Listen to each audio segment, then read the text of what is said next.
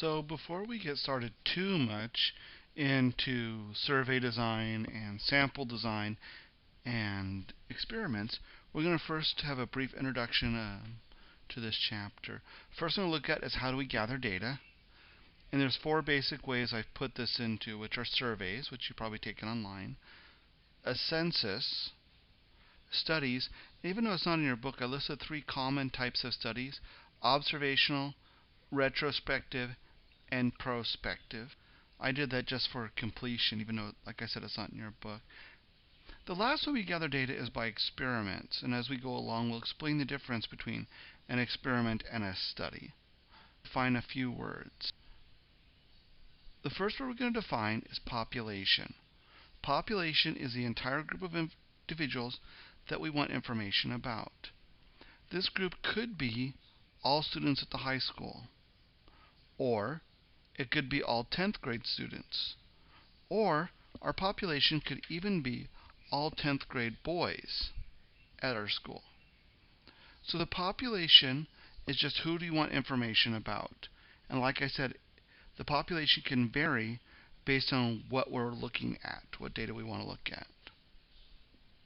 The next we're going to talk about is census.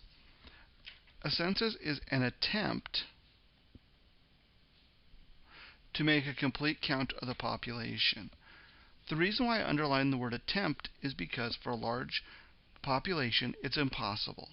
There's no way that we can possibly count all the individuals, all the people in the United States. Even though the United States government spends hundreds of millions or billions of dollars to count everybody, they're still unable to do so. And that's because some people simply choose not to be counted. They dodge the counters, homeless people, or people who are just against the government, or just people who don't want anything to be intruded on. So remember, a census is an attempt to count all the members of the population. A sample. A sample is part of the population that we actually examine in order to gather information. We're going to use a sample to generalize the population. So here's the way it works.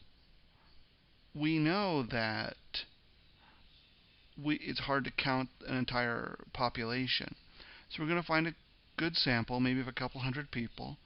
And from that, we're going to try to figure out, hey, based on this couple hundred people, what's going on? How does the entire population feel about a topic? So my question is, if a sample has to represent a population, why don't we use a census all the time?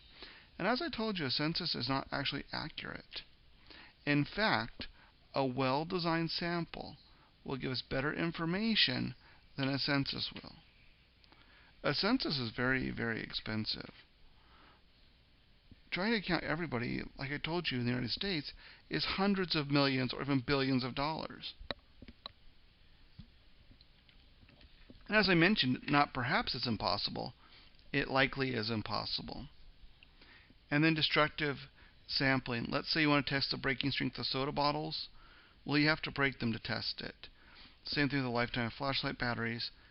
And to test a car, obviously you crash a car to see how well it works. So that's the difference between that's why we don't use a census all the time. And this is a brief introduction. Actually, let me go over one more word with you. And that's sampling frame. Sampling frame is a list of everybody in the population. For a small population, we can get this. For example, all the students currently enrolled at our high school, that we can get. For the names of all the people in the United States, that we cannot get. So now really I'm going to wrap this up.